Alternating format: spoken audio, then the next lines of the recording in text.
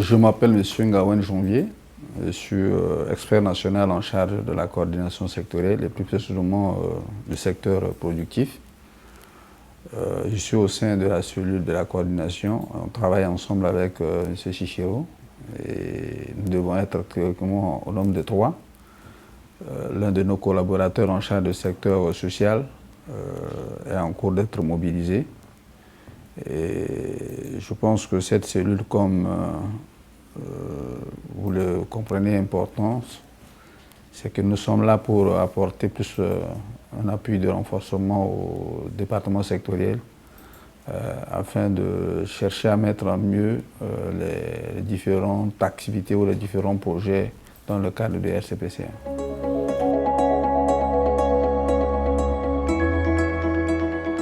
Dans cette coordination, nous avons au moins 3 axes nécessaires pour les accompagner. Premièrement, on apporte notre type d'appui méthodologique et technique en termes d'élaboration de leurs documents de planification à travers une lettre de politique sectorielle que chaque département, par exemple un ministère comme le ministère en charge de l'éducation, de l'enseignement primaire et secondaire, pense élaborer une politique sectorielle. Nous apportons notre appui méthodologique pour leur donner à peu près les canevas pour qu'un document reflète un document de planification qui s'y est. Deuxième type d'accompagnement que nous apportons, c'est beaucoup plus dans l'animation des réunions de coordination, comment les mettre autour d'une table dans un dispositif de cadre de concertation pour que eux, en tant que département chef de file d'un secteur, se parlent beaucoup plus avec des partenaires et les autres acteurs, à savoir les organisations de la société civile ou les opérateurs du secteur privé pouvant œuvrer dans leur secteur. Et l'idée, c'est de leur permettre de partager les informations, de leur permettre également de se rassurer sur les meilleures interventions qui s'opèrent dans leur secteur pour qu'ils soient beaucoup plus outillés sur les bons chemins. Et troisième type d'accompagnement que nous apportons, sur un certain nombre de thématiques tellement sensibles, je prends par exemple les questions liées à la mobilisation des ressources, les questions liées par exemple au dispositif de suivi et évaluation, les questions liées par exemple aux questions de gestion de cycle de projet. Nous pouvons ensemble avec eux identifier un certain nombre de thématiques sur lesquelles nous leur apportons nos modestes contributions en termes de sessions de formation pour une maîtrise de ces différentes approches. Voilà à peu près les 3 types d'accompagnement que nous apportons à ces départements sectoriels.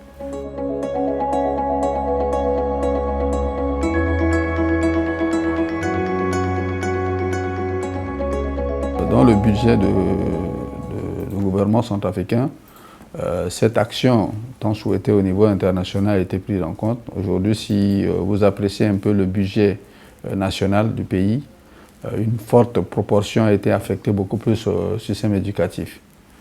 Simplement, ça demeure encore peu par rapport aux expressions de besoins du secteur, parce que non seulement on doit répondre au niveau du secteur primaire et secondaire, le secteur secondaire, l'enseignement supérieur, autant de ces secteurs demandant trop de financement, on pense que même le 10% alloué, le gouvernement est en train de faire de mieux sur la ligne budgétaire d'accorder ce type de financement. Mais l'essentiel est que les partenaires également ne laissent pas au moins ce secteur. Aujourd'hui, avec le plan sectoriel de l'éducation qui est adopté en 2020 et qui couvre la période 2020 à 2029, par exemple la Banque mondiale, l'UNICEF et d'autres partenaires techniques et financiers et l'Union européenne sont en train de mener beaucoup plus des actions d'appui pour essayer de mettre en œuvre ce plan sectoriel de l'éducation qui peut regrouper au moins toutes ces expressions de besoins.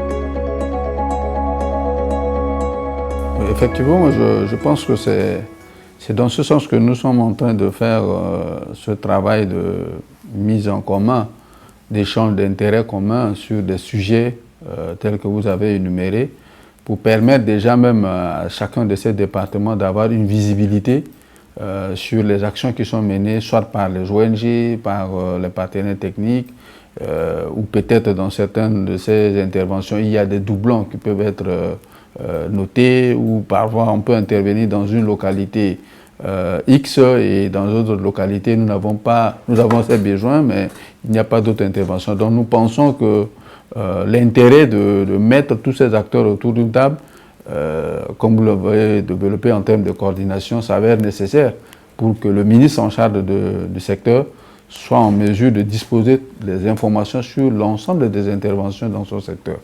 Donc aujourd'hui, si cette situation s'opère, c'est déjà un manquement, mais nous, de notre côté, c'est de pousser déjà les départements sectoriels à se parler, non seulement avec le PTF, mais c'est avec tous les acteurs qui interviennent dans leur secteur.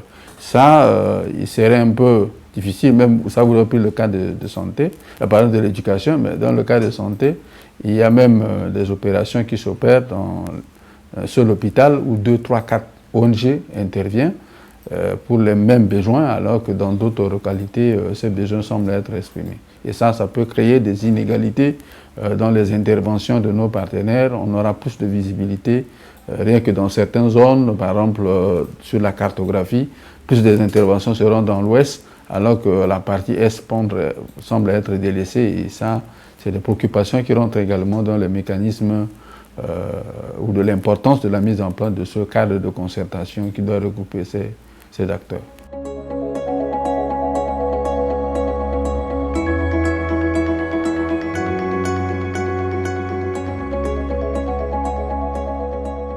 Je pense que ce serait mieux qu'on se parle.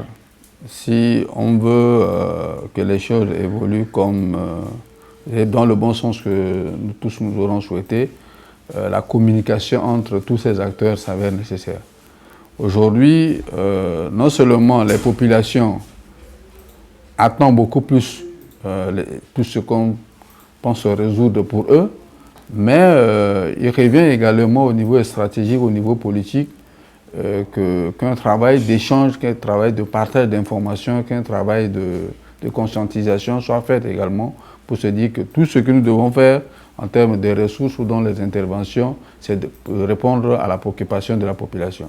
On ne peut pas se dire qu'il y a un besoin que la population aurait exprimé et que nous avons inscrit dans ce plan de RCPCA et que nous ne pouvons pas chercher à répondre à cette préoccupation. Donc pour moi, c'est de doubler beaucoup plus les efforts en termes de communication interne et de communication externe avec tous les acteurs intervenant dans ce secteur tel que l'éducation, la santé et d'autres secteurs que nous pouvons énumérer.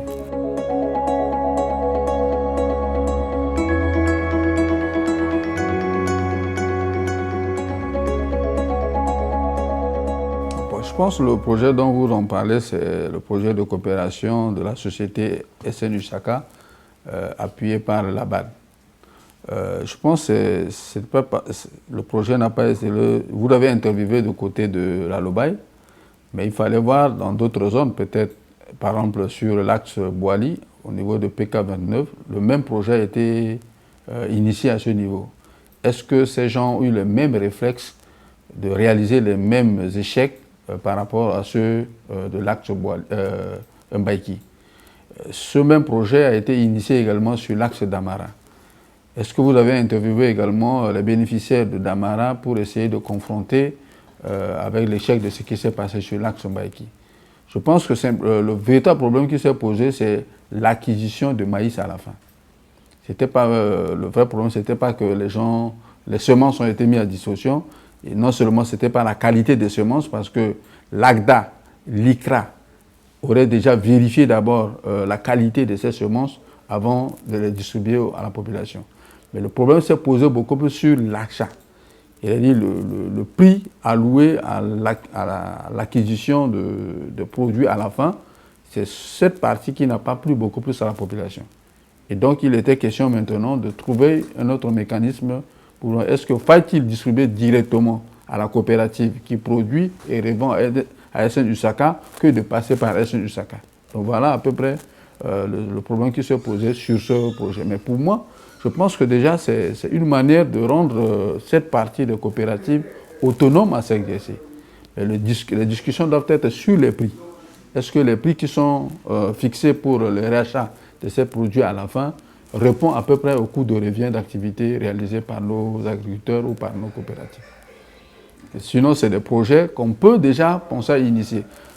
Mais si vous prenez par exemple le cas de Papers, qui passe par la Chambre d'agriculture, je pense peut-être à travers les coopératives les plus dynamiques, peut-être les efforts peuvent se faire pour permettre aux gens de disposer au moins de projets structurants.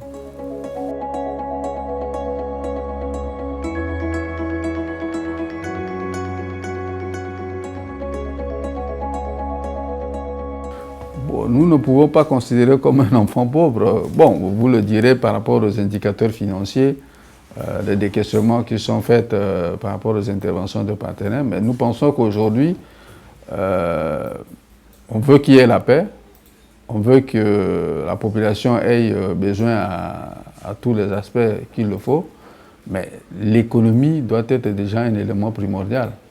Aujourd'hui, si un jeune doit être encadré avec un projet structurant et qu'à la fin, il sort peut-être un entrepreneur dédié à ce projet, je pense qu'il pourrait contribuer très rapidement à la stabilité. Pour moi, la question de la sécurité, il y a la sécurité humaine également qu'il faut privilégier. Et si on veut privilégier cette sécurité humaine, c'est de donner plus d'opportunités à la population, de créer beaucoup plus des activités sur lesquelles on pouvait être dépendant. Cette question d'insécurité qui prend, comme vous le savez tous, c'est parce que la plupart de nos acteurs n'ont pas plus d'activités à mener en tant que telles et que nous arrivons à nous pérenniser. Et donc aujourd'hui, on peut penser que l'économie, le volet du pilier 3 semble être pauvre dans les décaissements, mais je pense que c'est d'aller beaucoup plus autour des projets structurants, des projets dynamiques, des projets de pérennisation et non de mettre beaucoup plus l'accent sur les projets d'assistanat.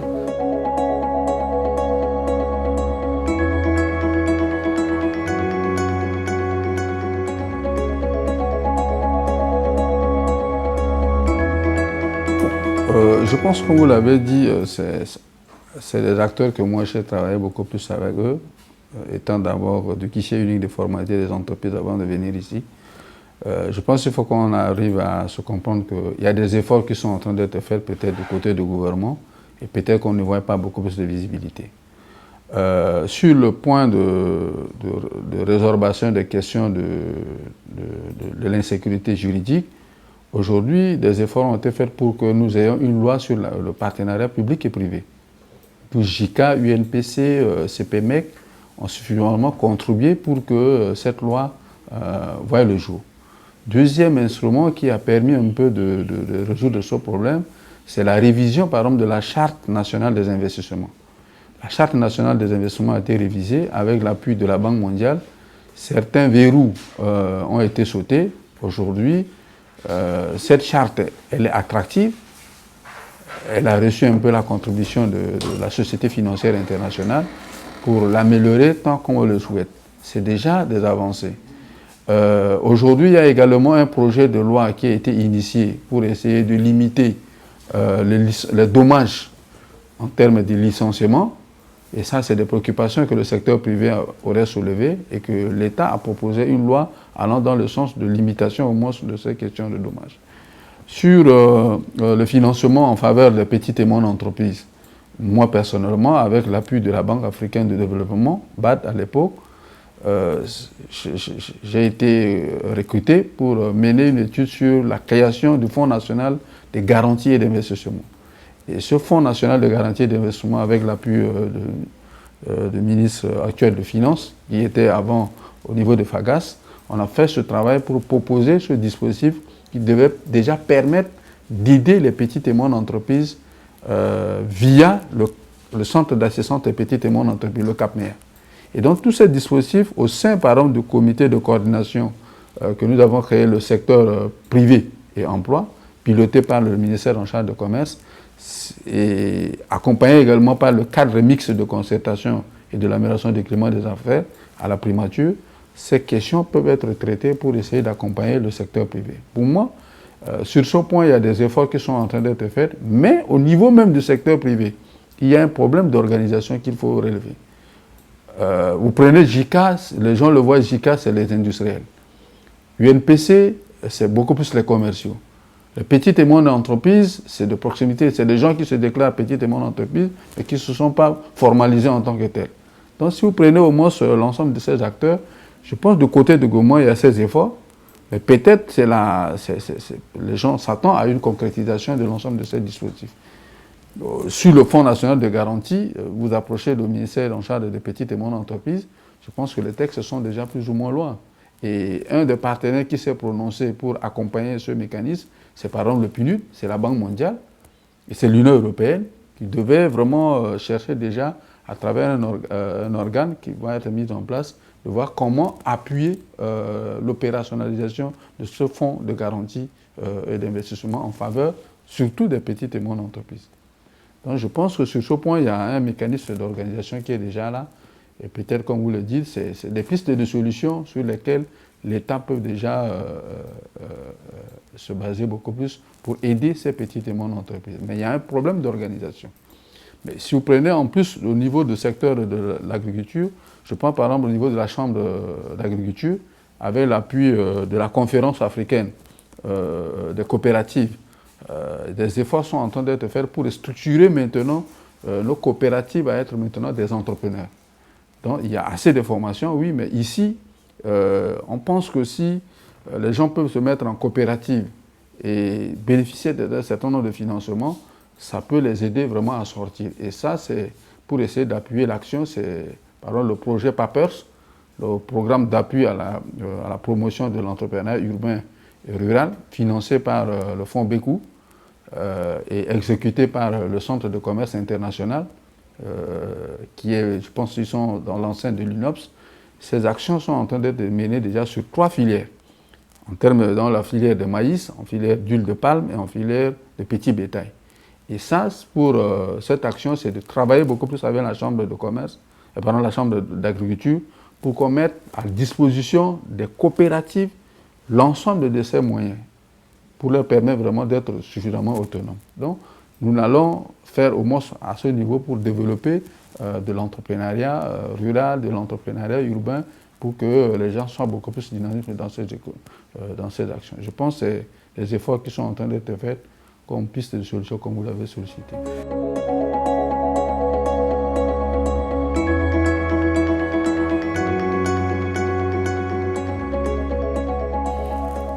Je pense qu'il y a 2 éléments importants.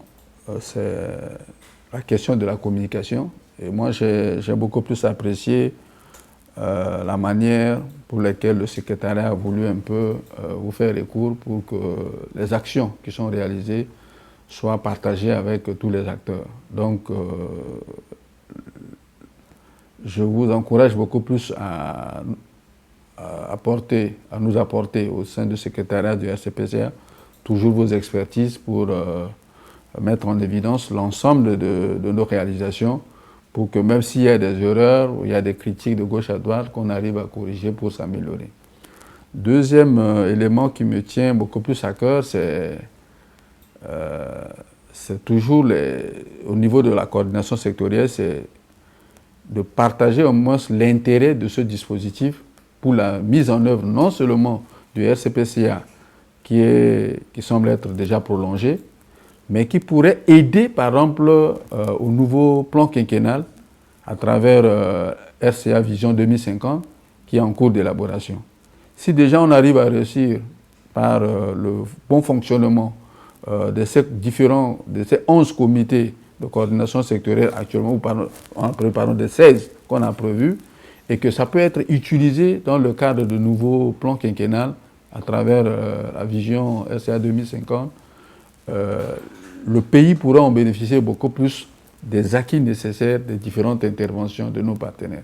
Parce que tout ce que nous avons noté ici, c'est dispersion dans les interventions, c'est l'absence de ces visibilités, ces doublons qui se créent partout, et des pertes de ressources qui ne sont pas observées. Je pense que c'est des manques à gagner et ça ne permet pas à la population d'apprécier la puissance des actions publiques de l'État. Et donc, nous allons pousser toujours la mise en œuvre de différents cadres qui peuvent être utilisés non seulement à la fin de RCPCA, mais ça pouvait être utilisé dans le cadre d'un nouveau plan quinquennal que le gouvernement pense mettre en œuvre. Voilà à peu près ces deux éléments que je tenais vraiment à partager ensemble avec vous.